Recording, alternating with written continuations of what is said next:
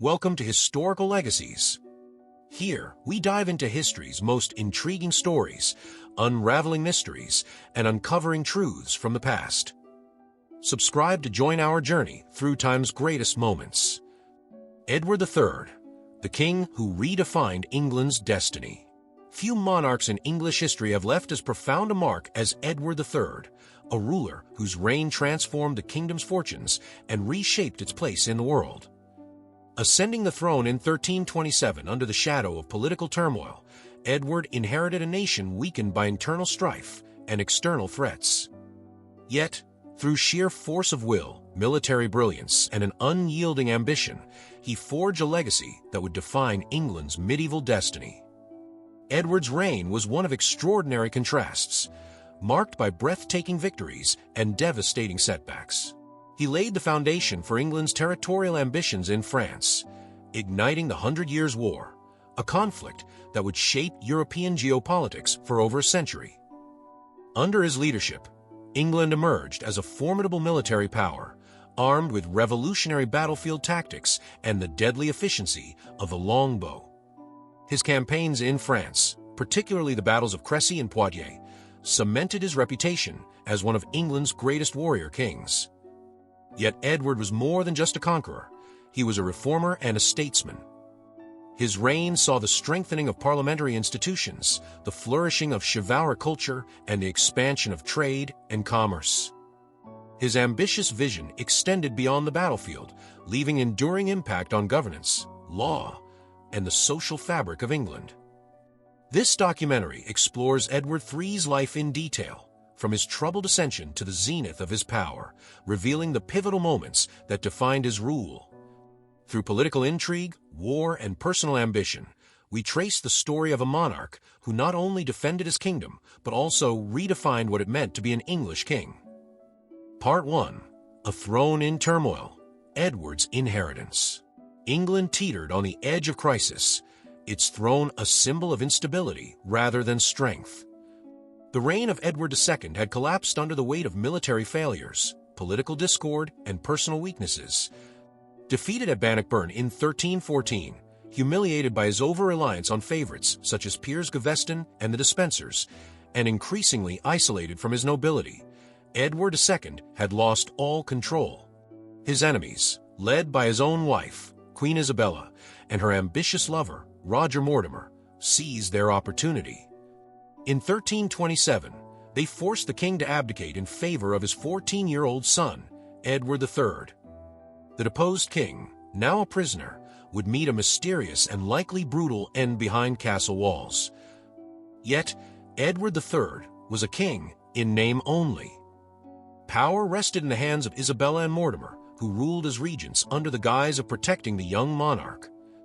Mortimer quickly amassed authority, securing land, wealth, and influence that made him England's true ruler. His grip on the kingdom was ironclad, and even the nobility, many of whom had originally supported him against Edward II, soon grew uneasy at his unchecked ambition. Isabella, once admired as the she-wolf of France for her role in toppling her husband, now found herself resented for her continued allegiance to Mortimer.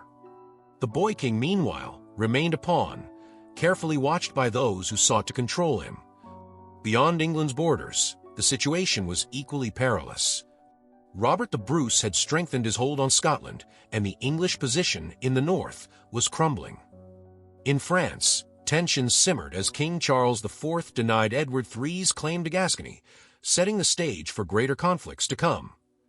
At home, Mortimer's excesses turned allies into adversaries. He imposed heavy taxes, distributed titles to his closest supporters, and even arranged for the execution of Edward II's half-brother, Edmund of Woodstock, when he attempted to challenge Mortimer's rule. Though few dared to act against him openly, resentment festered. Edward III, still officially a minor, could do little but watch and learn. But the young king was no idle observer. Unlike his father, Edward possessed both intelligence and the military instincts of a true ruler. He understood that acting too soon would mean disaster. He needed time to gather support, to study his enemies, and to wait for the perfect moment to strike. That moment came in 1330. At just 17 years old, Edward decided it was time to take back his throne. Under the cover of darkness, a group of Edward's most loyal allies infiltrated Nottingham Castle, where Mortimer had made his stronghold. Tension hung thick in the air as they moved swiftly through the corridors, silencing guards and avoiding detection. At last, they stormed into Mortimer's chambers, catching him off guard. The regent, once all-powerful, was powerless now. Isabella, desperate to save him, begged for mercy, but Edward had made his decision. Mortimer was arrested and swiftly executed for treason. Isabella, though spared her lover's fate, was removed from power and confined to a quiet life away from court. The long regency was over. For the first time, Edward III ruled in his own right. No longer a puppet, he was now the master of his destiny and of England's future. But the challenges ahead were immense. His kingdom was still fragile, Scotland remained defiant, and France loomed as an inevitable foe. The young king had won his throne, but now he had to prove himself worthy of it. His true test was only beginning. Part 2. The Fall of Mortimer, Seizing True Power. Edward III had won his throne, but England remained in a fragile state. The execution of Roger Mortimer in 1330 had rid the realm of its most powerful manipulator, yet the scars of his regency still lingered. Corruption, factionalism, and foreign threats loomed over the kingdom, and Edward knew that merely removing his mother's lover was not enough. He needed to prove himself as a leader, one capable of restoring order and asserting his authority not just within England, but across Europe. Though Mortimer was dead, Queen Isabella remained a figure of influence, and many questioned how far Edward would go to strip her of power. He had to tread carefully. While his mother had betrayed his father and ruled through a usurper, she was still a royal princess of France and the mother of the king. Publicly, Edward treated her with respect, allowing her to retire to comfortable estates and live in relative peace. Yet behind the scenes, he systematically dismantled her influence, stripping her of the wealth and lands she had amassed during Mortimer's rule. With Isabella politically neutralized, Edward was free to rule without interference. His next move was to consolidate his control over the nobility. Mortimer's downfall had left a power vacuum, and Edward sought to ensure that no single noble could ever hold such unchecked influence again.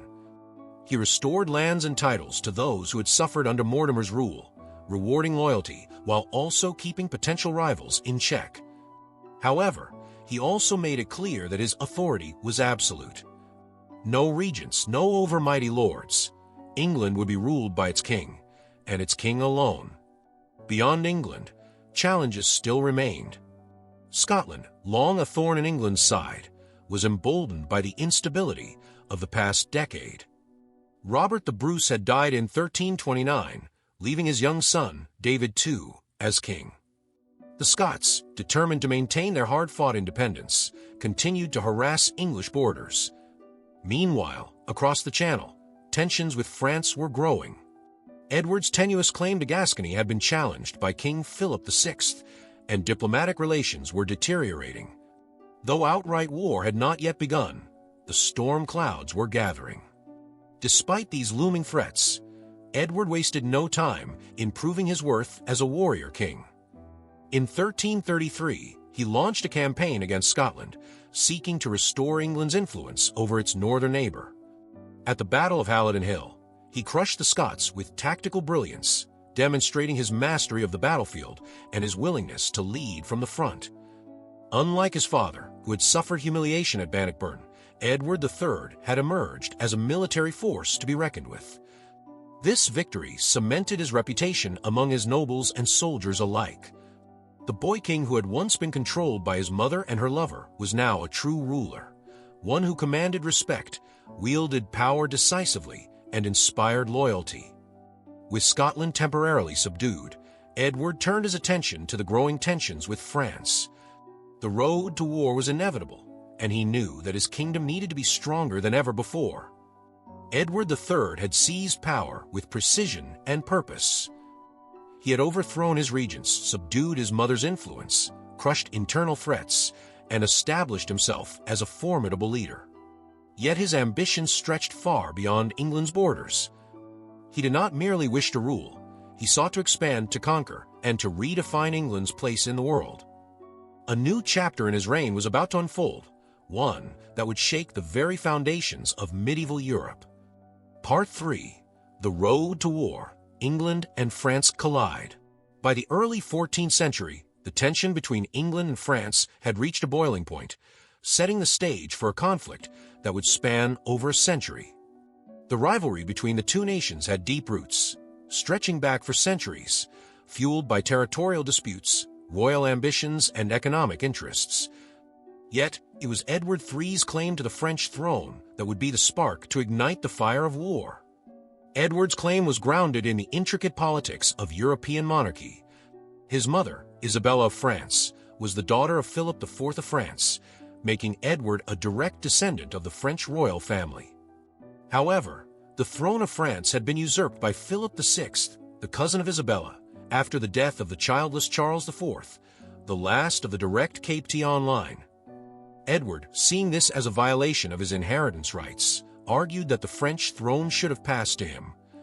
Philip VI, however, was determined to retain his crown and saw Edward's claim as a direct threat to his own rule.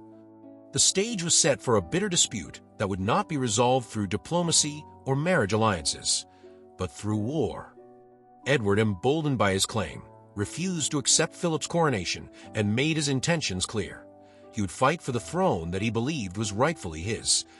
Simultaneously, the two nations were already locked in economic conflict over the control of Flanders, a wealthy region known for its lucrative textile industry. England, with its growing fleet of ships and maritime power, relied heavily on trade with Flanders, while France sought to dominate the region to bolster its own resources. These tensions, exacerbated by the political crisis in France and Edward's growing ambitions, made war increasingly inevitable. The first significant military action came in 1337 when Philip VI seized English territories in Gascony, a region in southwestern France that had long been under English control. Edward, seeing this as a declaration of hostilities, responded by formally laying claim to the French throne. The English king also sought alliances with other European powers, including Scotland, which had long been a thorn in England's side. By forging an alliance with Scotland, Edward hoped to stretch France's resources and create a two-front war that would force Philip to divide his attention. Despite some efforts at negotiation, it became clear that peace was not on the horizon. The English and French monarchs were locked in a deadly game of brinkmanship, each unwilling to back down. Edward's determination to press his claim and Philip's refusal to concede set the stage for what would become one of the most significant and prolonged wars in European history, the 100 Years' War. In 1337, Edward formally declared war on France, signaling the beginning of hostilities that would reshape the course of both nations' histories. The declaration of war marked the culmination of decades of political maneuvering, and it ushered in a new era of warfare, with both sides preparing for a conflict that would ultimately involve much more than just a royal dispute. It would become a battle for supremacy in Europe, with both kingdoms vying for control of the future. As England and France collided, the world would witness the unfolding of one of the most intense and bitter wars in history. Edward III, with his claim to the French throne and his formidable military acumen, would lead England into a series of brutal campaigns, while Philip VI would fight to protect his kingdom and his crown. The road to war was now fully paved, and the conflict that would follow would define the next several generations of both nations. Part 4. The Battle of Sluys, Edward's naval triumph. As tensions between England and France continued to rise, Edward III knew that control of the seas would be critical to his success in the looming war. With the French fleet, one of the largest in Europe, threatening English trade routes and the security of England's coastline, it became clear that the first major clash would not occur on land, but at sea. Edward, determined to challenge French supremacy on the water, began to assemble a formidable navy to confront the growing maritime threat. The Battle of Sluys, fought in 1340, would become one of the pivotal moments in Edward's early campaign. Located off the coast of Flanders, The port town of Sluys had long been an important strategic location for both trade and military operations. For Edward, winning control of the sea was paramount. Without naval supremacy, his ambitions in France would be severely hampered. To achieve this, he gathered a fleet of around 200 ships, including a mix of warships and merchant vessels converted for battle, a testament to his resourcefulness and understanding of the need for a powerful maritime force. In contrast, the French fleet, led by the Admiral Hugues Quired, had a larger number of ships, reportedly exceeding 300, and was positioned at Sluys to prevent Edward from landing troops in France. The French were confident in their ability to dominate the English navy, but they underestimated Edward's cunning and his commitment to winning the naval battle at any cost. On June 24, 1340, the two fleets met in the narrow waters of the Sluys estuary. The French, assuming a defensive position, anchored their ships in a line to prevent the English from breaking their formation. However, Edward's naval tactics were well thought out. He did not simply charge at the French fleet, but instead employed a series of strategic maneuvers designed to disorient and divide his enemies. Edward's fleet was smaller, but was well equipped, and he made use of his ship's maneuverability to attack the French from various angles. The battle raged for hours, with both fleets locked in a brutal struggle for dominance. The French, though initially confident, soon found themselves outmaneuvered and overwhelmed. Edward's ships closed in, attacking the French vessels with precision and ruthless efficiency. The narrow waters of the estuary worked against the larger French ships, limiting their ability to maneuver and creating an ideal environment for the more nimble English vessels to strike. Despite their numerical advantage, the French were caught off guard by the strength of Edward's assault and the aggressive tactics employed by his commanders. The battle quickly turned into a chaotic and bloody affair, with boarding parties clashing on the decks of the ships. The French were forced into retreat, their fleet scattered and decimated by the English onslaught. By the end of the day, the French were left with little more than a broken, defeated fleet, their naval dominance shattered. The victory at Sluys was a monumental achievement for Edward III and cemented his position as a capable and formidable leader. Not only had he secured the English coast from French interference, but he had also gained control over vital trade routes, allowing England to prosper economically while denying France the same advantage. The Battle of Sluys was a decisive moment in the 100 Years' War, signaling the beginning of England's naval supremacy and its ability to challenge French power across the English Channel. For Edward, the victory had broader implications. By securing the sea lanes, he could now move troops freely between England and France, facilitating the next phase of his strategy. The English king's reputation as a military strategist and his growing dominance on the battlefield began to take shape, with Sluys serving as an early testament to his vision and determination. With this triumph, Edward III had not only given his forces a crucial advantage, but had also sent a clear message to Philip VI and the rest of Europe. England was now a force to be reckoned with, both on land and at sea. The Battle of Sluys marked a critical turning point, but it was only the beginning of Edward's campaign in France. His naval success would set the stage for further conquests, leading to the subsequent battles and sieges that would define the early stages of the 100 Years' War. The momentum was now firmly in Edward's hands, and his eyes were set on the next stage of the conflict, taking the war to the heart of France. Part 5. The first major campaign, Edward's invasion of France. Fresh from his stunning naval victory at Sluys, Edward III turned his attention toward the heart of France. The English king had shattered French naval power, but now he sought something far more ambitious: victory on French soil. With the Channel under his control, Edward was free to execute his long-awaited invasion, one that would take the war directly to Philip VI's doorstep. In 1346, Edward began preparing for his most daring military campaign yet. His plan was bold: to land on the French coast, strike deep into the heart of France, and seize the wealth and prestige of French territory. He knew that success in this campaign would not only cripple the French economy, but also force Philip VI to negotiate on England's terms. The invasion was an audacious gamble, one that would test Edward's military acumen and his ability to rally his forces under difficult circumstances. Edward's army, though smaller than the French forces he would soon face, was disciplined and highly motivated. He had carefully selected experienced commanders and trusted allies, all of whom were battle-tested after years of warfare.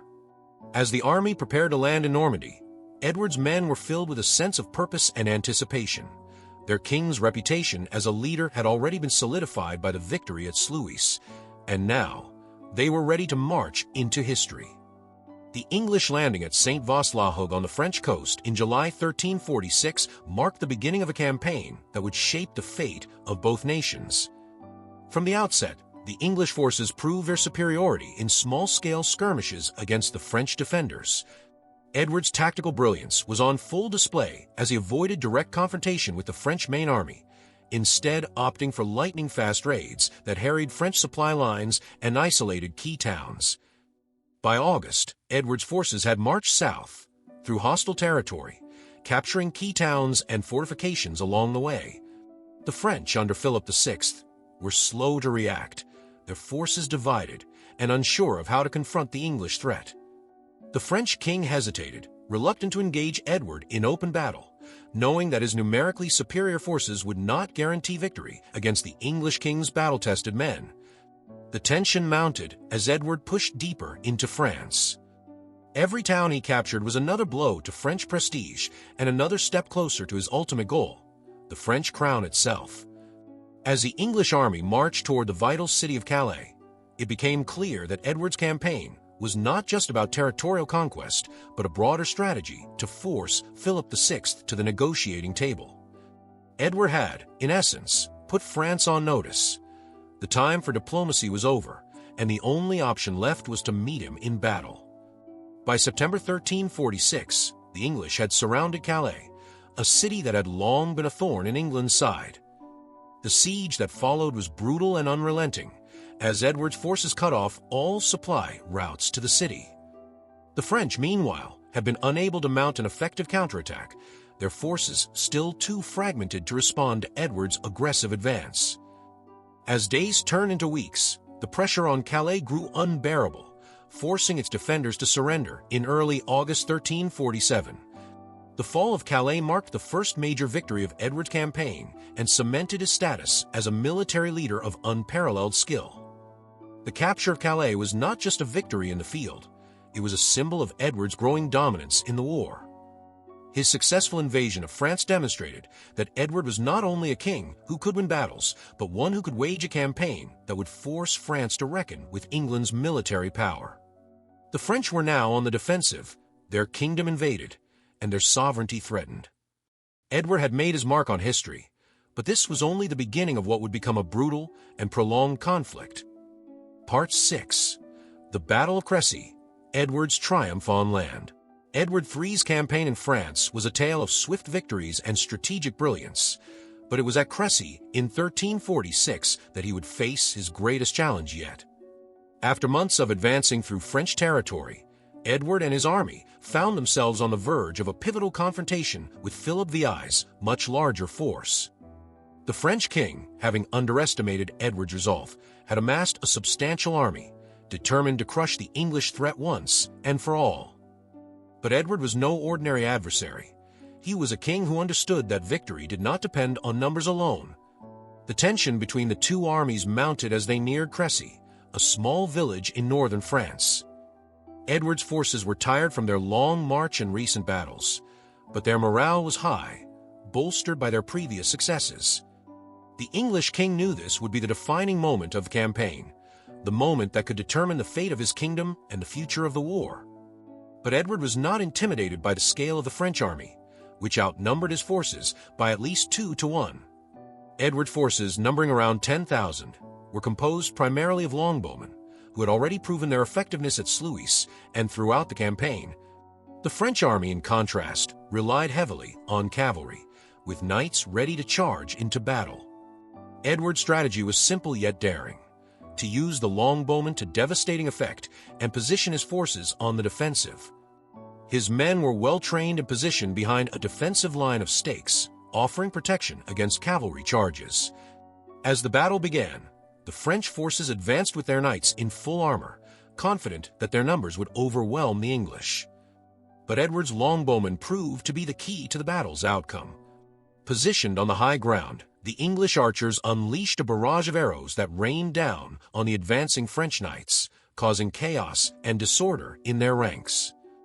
The French cavalry, already vulnerable to the long-range attack, was further disorganized as the weather turned, with heavy rain and mud making it even more difficult for the French knights to maneuver. Despite their superior numbers, the French struggled to break the English lines. The longbowmen, with their lethal precision and unyielding fire, continued to tear into the French forces, picking off knights and soldiers alike. Philip VI's army, caught in a deadly crossfire, began to falter, with their cavalry unable to penetrate the English defenses. As the battle raged on, the French forces were overwhelmed by the relentless assault of the English archers. The outcome of Crécy was a decisive victory for Edward III. It was a victory born not of brute force, but of strategy, innovation, and the unshakable determination of the English king. The French army, having suffered heavy losses, was forced into retreat, their morale shattered by the devastating defeat. The Battle of Crécy demonstrated to the world that Edward was not only a king who could win battles, but a military genius capable of turning the tide of war in England's favor. For Edward, Crécy was more than just a victory on the battlefield. It was a statement to France and to the rest of Europe. It marked the rise of England as a military power to be reckoned with, one that could challenge even the might of France. The battle also had profound implications for the future of the war, ensuring that England's momentum would continue to build as Edward pressed on toward his ultimate goal. But while the victory was sweet, it was only the beginning of what would become a protracted and bloody conflict. Edward's triumph at Crécy set the stage for the next chapter in the 100 Years' War, one that would involve not just military might, but diplomacy, strategy, and a relentless will to secure England's future. Part 7. The Siege of Calais, the aftermath of Crécy. In the wake of the Battle of Crécy, Edward III's victory was nothing short of stunning, but the path to ultimate success was far from guaranteed. The French were reeling, their once proud army crushed and their morale in tatters. Yet for all the devastation wrought on the battlefield, Edward knew that the war was far from over. The fall of Crécy had left its mark on France, but it was the Siege of Calais that would serve as the next major chapter in Edward's campaign.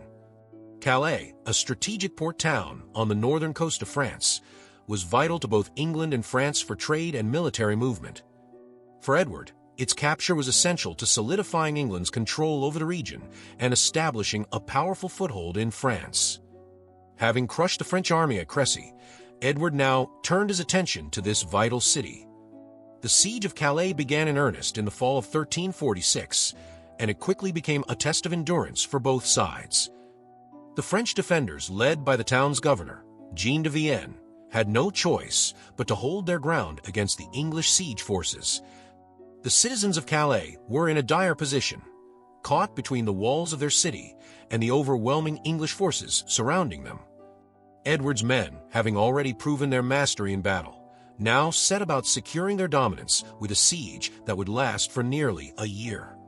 The French defenders, though determined, were hampered by dwindling resources and the relentless pressure of the English siege.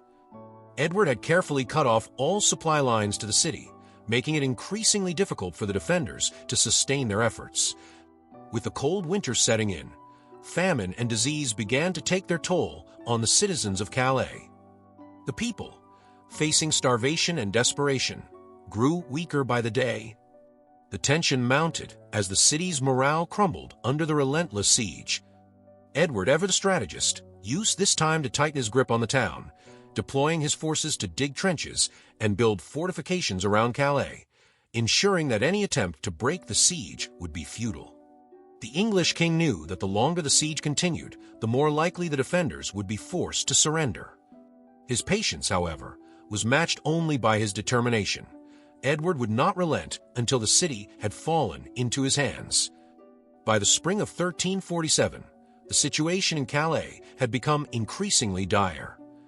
The defenders, unable to hold out much longer, faced an agonizing decision: surrender or face annihilation. With their resources exhausted and their strength failing, the people of Calais sent a delegation to Edward, offering the surrender of the city. But Edward's terms were harsh and unforgiving. He demanded the surrender of 6 prominent citizens, who would be executed as a symbol of submission to England's power. This offer was not only a test of French resolve, but statement of Edward's unyielding demands for total victory.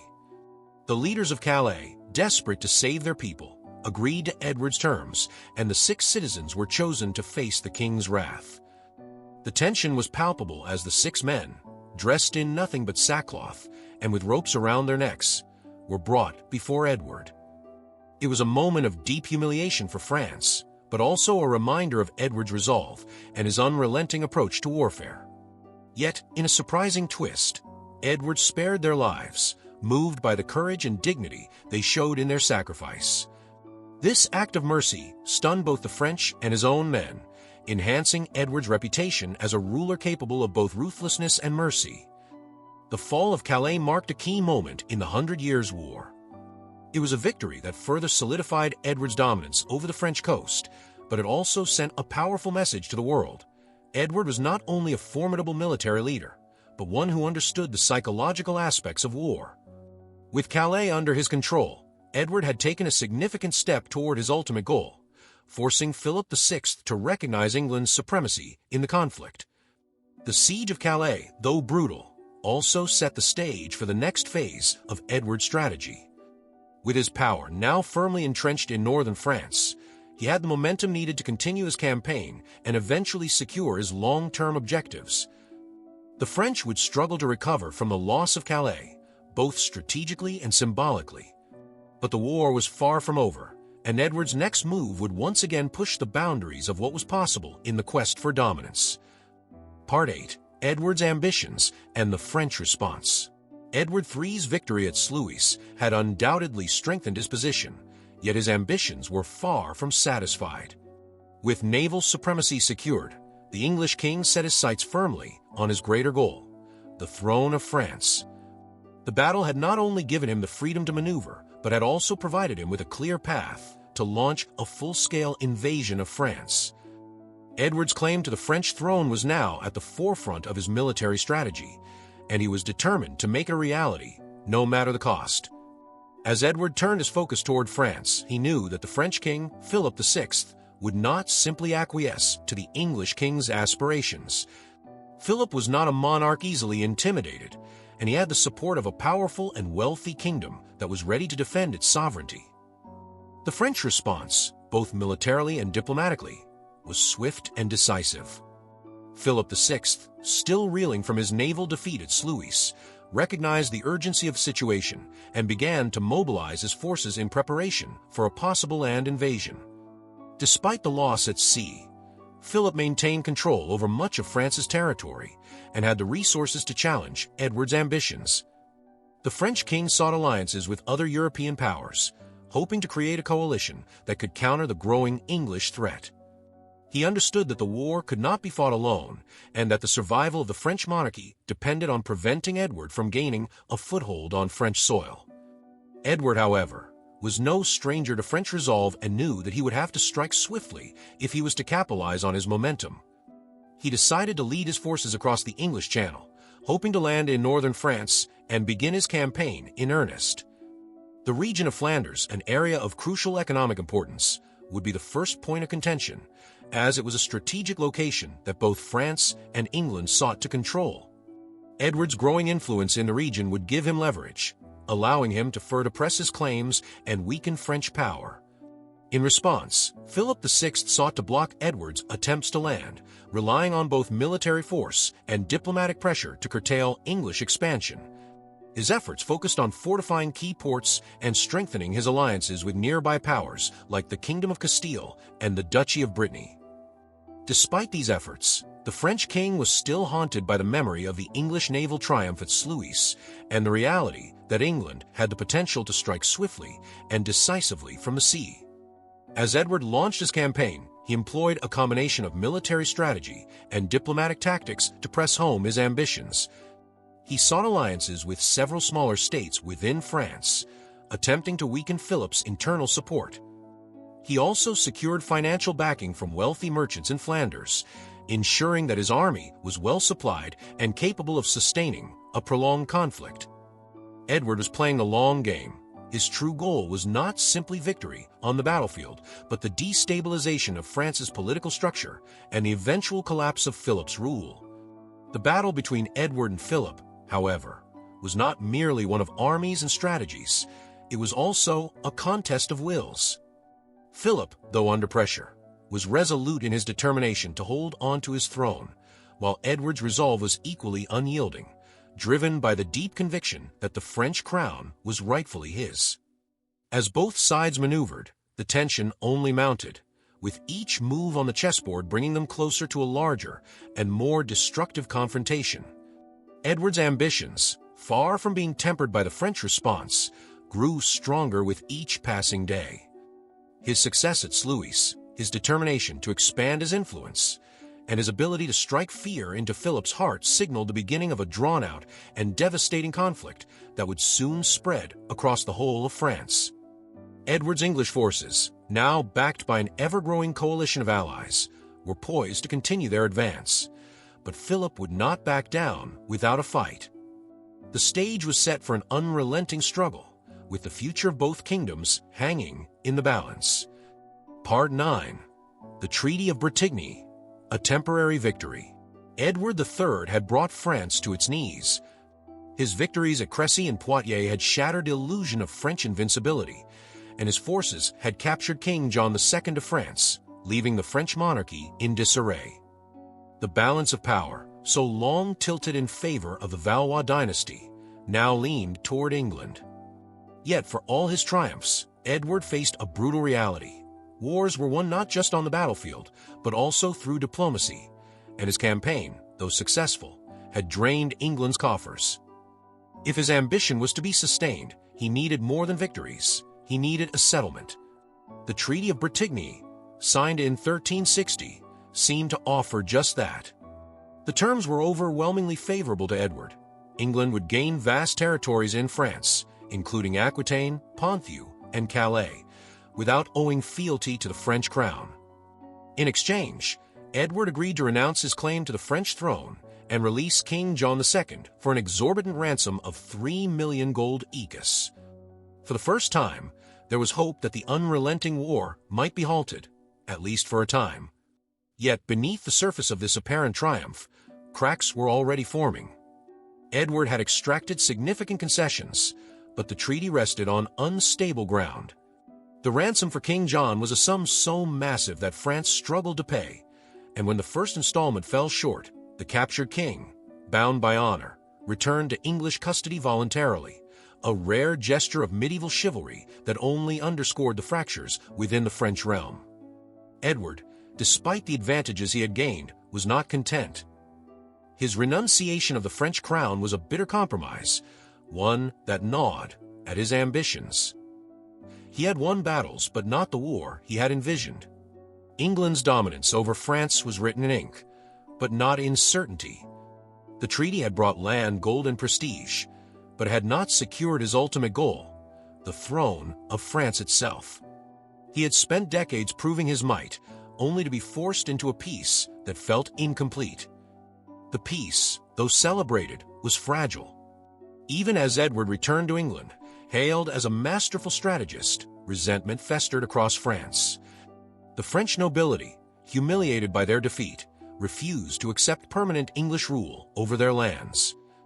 King John's successor, Charles V, was quietly gathering strength, biding his time, and looking for an opportunity to reverse the concessions forced upon him. Edward, growing older but still determined, had no illusions. This was not the end, merely a pause in a war that had already stretched beyond a generation. Yet, back in England, a different struggle was taking shape. The burden of governing vast French territories demanded more than military strength. It required diplomacy, resources, and unwavering control. The English aristocracy, enriched by plunder, was growing restless. The treasury, strained by years of campaigning, could no longer sustain endless war. And Edward himself, once the embodiment of unshakable power, was beginning to feel the weight of his own reign. The Treaty of Brétigny had given Edward III a victory on paper, but not a lasting one. France, though weakened, was not broken, and the ambition that had driven Edward for decades would not allow him to rest. But the world around him was changing. What had once been a kingdom driven by conquest was now a kingdom on the edge, and soon, even the greatest warrior king would begin to falter. Part 10. Decline of a Warrior King, Losses and Setbacks. Edward III had once been England's greatest warrior king, a ruler who bent destiny to his will and carved his name into history with steel and fire. But even the most powerful men are not immune to time. The victories that had once defined his reign began to fade, replaced by struggles he could no longer overcome. The tide was shifting, and for the first time in decades, Edward found himself fighting a war he was destined to lose. The Treaty of Brétigny had granted England vast lands in France, but had not secured lasting peace. As the years passed, the French, under the leadership of King Charles V, slowly began reclaiming what had been lost. The English foothold on the continent, once seemingly unshakable, was now slipping. French forces, led by the brilliant commander Bertrand du Guesclin, waged a campaign of relentless attrition, reclaiming territory city by city, castle by castle. Edward, once a master of strategy, now found himself reacting rather than dictating the course of war. The advantage was no longer his. Age weighed heavily on the king. The man who had once ridden into battle with unbreakable confidence now struggled with illness and exhaustion. He was no longer the fiery young monarch who had struck terror into France. He was an aging ruler, watching as his greatest achievements unraveled before his eyes. Yet, worse than the losses on the battlefield were the wounds inflicted closer to home. The death of Queen Philippa in 1369 struck Edward harder than any defeat in war. She had been his anchor, his closest confidant, the steady presence by his side through decades of triumph and turmoil. Without her, Edward became increasingly isolated, his once sharp mind clouded by grief and uncertainty. His court, once the center of a vibrant and ambitious realm, began to fracture as political factions vied for control. Advisors who had once followed his every command now sought to shape the kingdom in their own vision. For the first time, Edward was no longer the master of his own destiny. Even his once great army, the force that had dominated France for years, began to crumble. The war had drained England's resources, and maintaining control over vast French territories proved impossible. The Black Prince, Edward's beloved son and greatest military leader, had been struck down by illness and could no longer lead England's forces. His absence left a void that no commander could fill, and as France grew stronger, England's forces grew weaker. Victories became rare, defeats became frequent, and Edward could do little but watch as the world he had built slipped away. The weight of his reign bore down on him. He had once believed himself destined to rule both England and France, but now, even holding on to his own realm seemed uncertain. The war had once been about glory, about legacy, about proving England's strength to the world. Now, it had become a burden, a fight that could no longer be won. The king who had once shaped history was now at its mercy. Edward III had spent a lifetime forging an empire, but he was no longer the warrior he had once been. The cracks in his rule, once small and insignificant, had widened into fractures that no amount of power could mend. His enemies sensed weakness, his allies grew restless, and his kingdom, once defined by his ambition, now seemed to be slipping into an uncertain future. And Edward, once the most powerful king in Christendom, could do nothing to stop it. Part 11. The Rise of the Black Prince, a Dynasty's Future. Edward III had built an empire on blood and ambition, but he would not be its future. That destiny belonged to his eldest son, Edward of Woodstock, the warrior who had become legend in his own time. Known to history as the Black Prince, he was everything his father had once been, fierce, bold, and utterly relentless on the battlefield. His victories had cemented England's dominance, and many believed he would be the one to carry his father's legacy forward, securing the throne and the empire Edward III had fought so hard to build. But fate had other plans. From the moment of his birth in 1330, the Black Prince had been raised for greatness. He was his father's pride, his mother's hope, and England's future king. Trained in the art of war from childhood, he had proven himself a warrior of extraordinary skill at an astonishingly young age.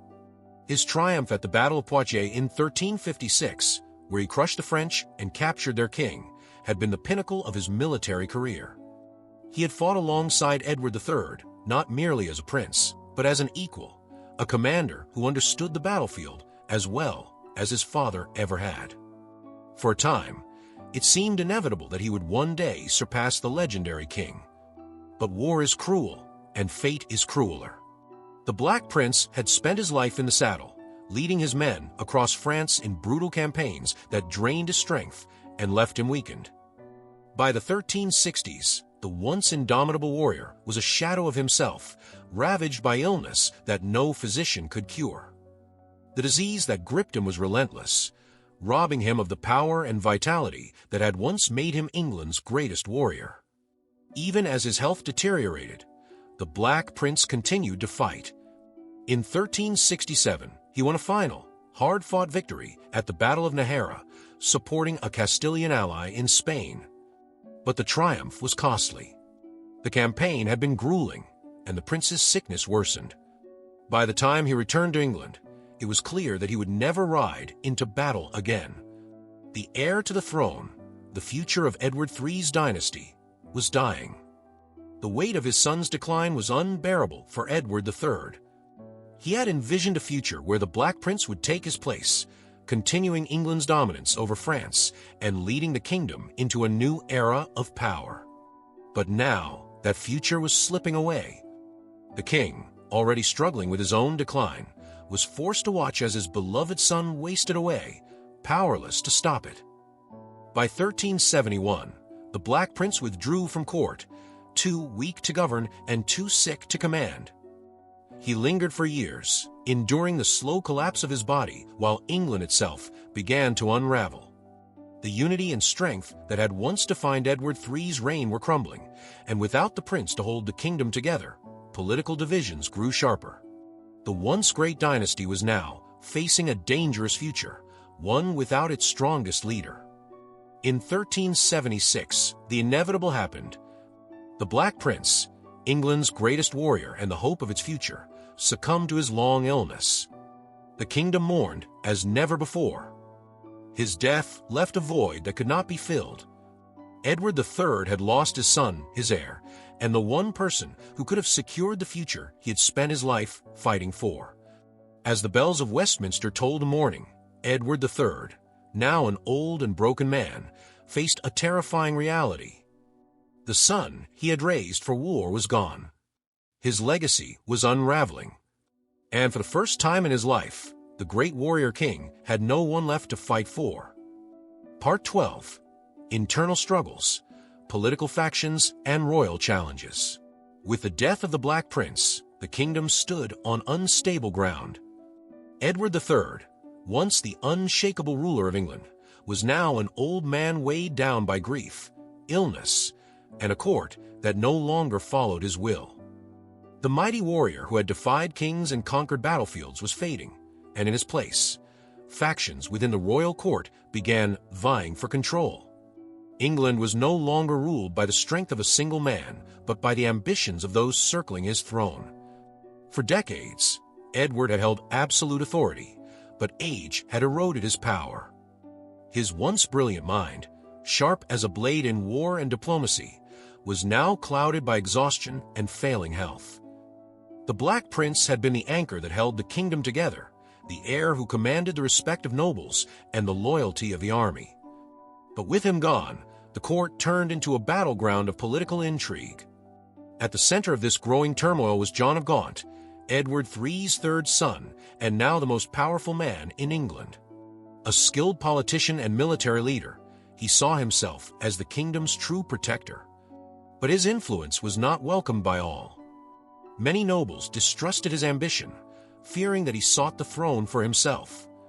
The widowed Princess Joan, the Black Prince's wife, fought to secure her young son Richard's place as heir, knowing that without strong backing, her child could be swept aside in the chaos. The divide between factions widened. Some supported John of Gaunt, believing England needed a strong, experienced ruler. Others championed Richard of Bordeaux, the Black Prince's young son, insisting that the crown rightfully belonged to him despite his youth. Tensions flared and whispers of betrayal spread through the court. As Edward III grew weaker, he found himself increasingly powerless to control the rivalries brewing around him. Beyond the court, England itself was suffering. The once glorious victories of the 100 Years' War had turned into stagnation and retreat. The Treaty of Brétigny, which had once secured English dominance, was beginning to crumble as the French reorganized and pushed back. Without the Black Prince to lead England's armies, military momentum faltered.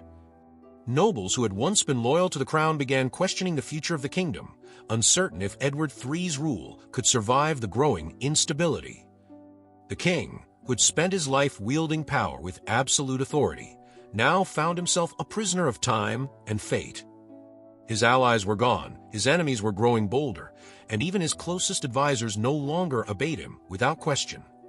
John of Gaunt maneuvered to consolidate his power, while Richard's supporters desperately sought to ensure the boy's inheritance. The once great king was no longer the master of his own court.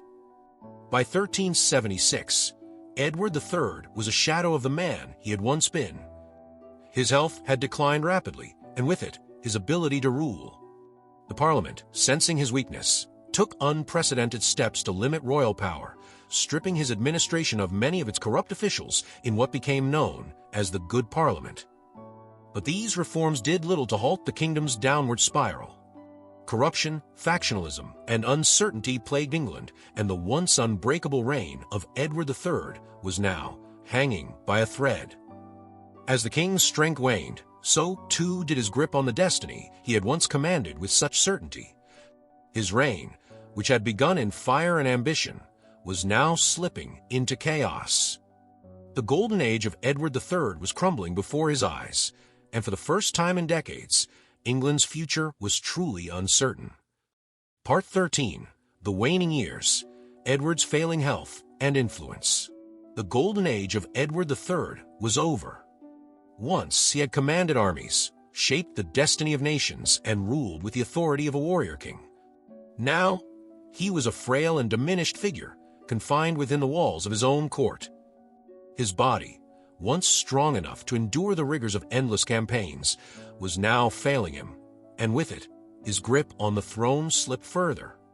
His once brilliant mind, sharp enough to outmaneuver kings and generals, was now clouded by age and illness. Those who had once sworn unwavering loyalty to him now looked past him, their focus shifting toward the uncertain future. John of Gaunt, the most powerful noble in England, became the de facto ruler in his father's final years, wielding influence over court affairs and the kingdom's direction. But despite his authority, he could not fill the void left by the Black Prince, nor could he stop England's slow descent into instability. Edward's health had begun to fail rapidly after the death of his beloved son.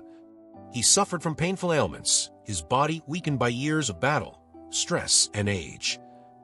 His once commanding presence had diminished, and the king who had once stood unshaken in the face of war now struggled to maintain his own rule. His courtiers whispered behind his back, and even his most trusted advisors prepared for the inevitable transition of power. As Edward faded, so too did the stability of his kingdom. The French, emboldened by England's internal struggles, began reclaiming lost territories.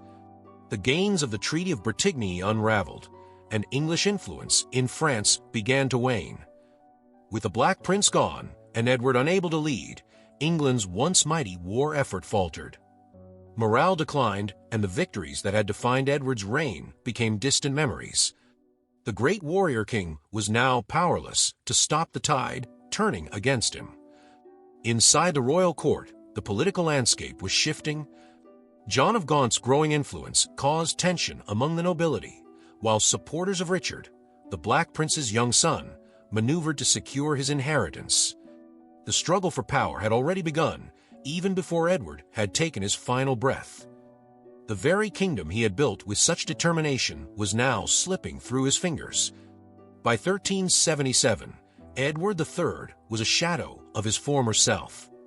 His body was ravaged by illness, and he was no longer able to command the court that once trembled at his voice.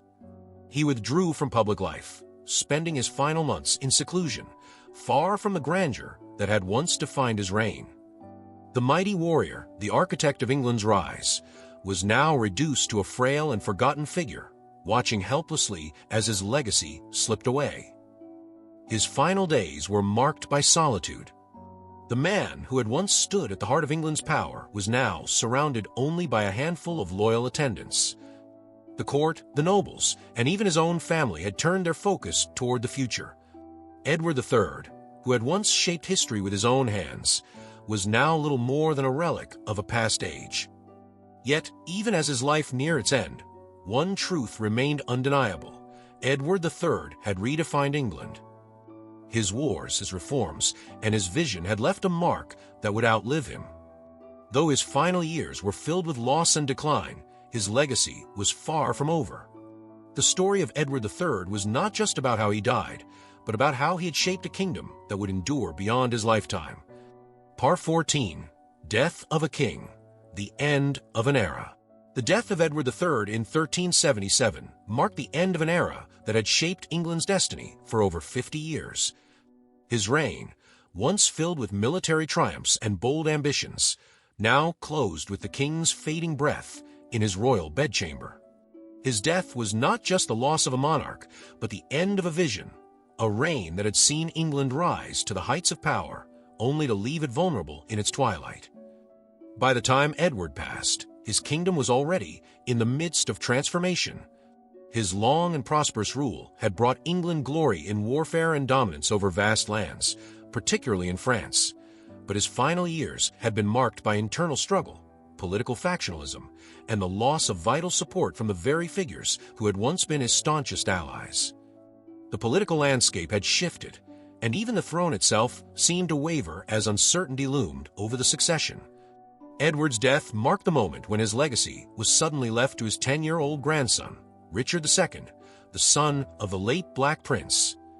The young king was hardly in a position to rule, leaving England vulnerable to the ambitions of powerful men like John of Gaunt, Edward's son, who had long wielded significant influence in the kingdom. Gaunt's political maneuverings, combined with the ambitions of other nobles, created an unstable environment in which power was up for grabs, and the future of the kingdom seemed uncertain. Despite the loss of its greatest champion, Edward III's legacy was far-reaching.